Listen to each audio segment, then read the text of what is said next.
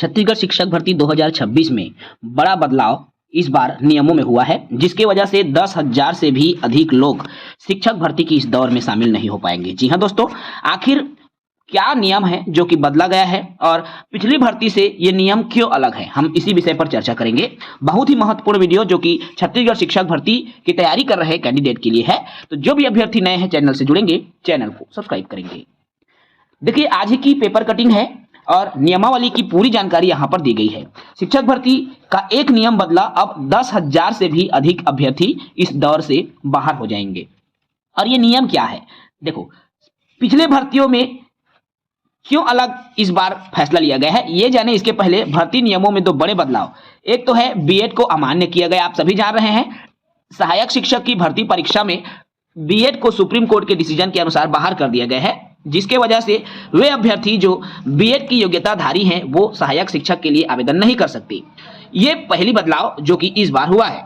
इसके अलावा वैधता की अवधि को भी घटा दी गई है, अर्थात 2023 में चयन और जो प्रतीक्षा सूची है जो कि 1 वर्ष के लिए वैध होती थी, अब उसको केवल 6 माह, यानी कि रिजल्ट जारी होने के बाद 6 माह तक ही जो है आपकी वरिष्ठता, आपका जो क्रम है, वेटिंग सूची है, वो रहेगी वैध। उसके बाद स्वतः ही निरस्त हो जाएगी। इसके अलावा भी बदलाव किया गया है और एक और महत्वपूर्ण बदलाव जिसको लेकर आज छत्तीसगढ़ में सबसे ज्यादा चर्चा हो रही है, और वो बदलाव आप सभी देख पा रहे हैं। इस बार आवेदन करने की तिथि तक आपकी समस्त योग्यता पूर्ण हो जानी चाहिए, यानी कि 21 अगस्त तक आवेदन करने की तिथि अगर निर्धारित की गई है, मान लो, तो 21 अगस्त तक आपकी समस्त योग्यता, चाहे आप डीएड बीएड हो उसका रिजल्ट आ जाया रहे, अगर आपने टेट की परीक्षा दिया है उसका भी रिजल्ट आ जाए, आपके जाति निवास सभी 21 अगस्त तक पूर्ण हो जानी चाहिए।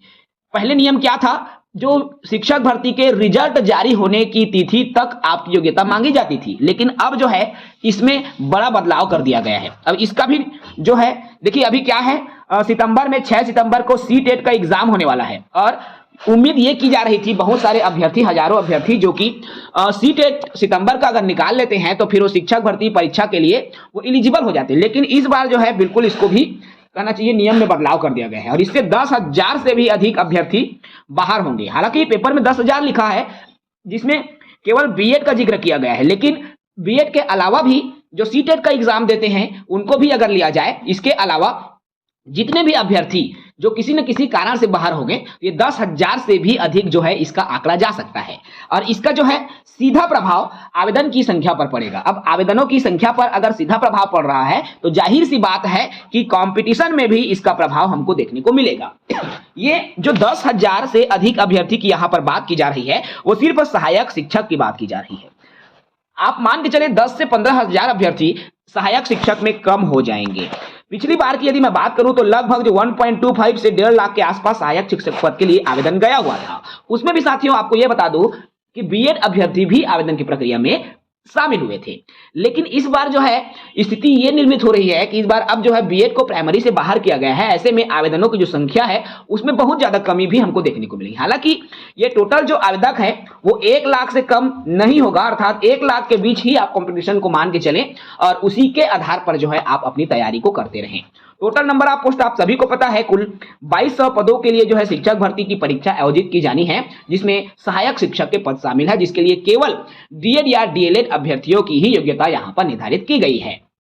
तो ये बदलाव जो है इस बार देखने को मिल सकता है।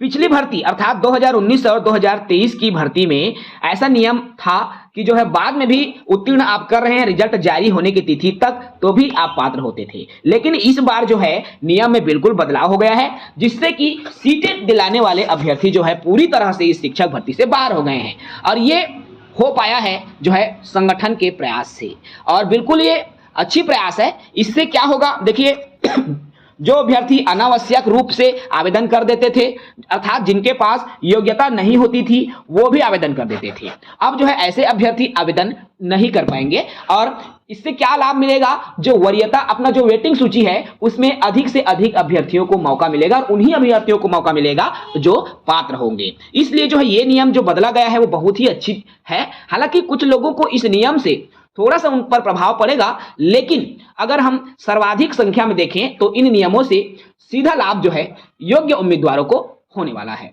फिलहाल इस वीडियो में इतना ही। साथ ही नए हैं चैनल से जुड़ेंगे, चैनल को सब्सक्राइब करेंगे। जय हिंद।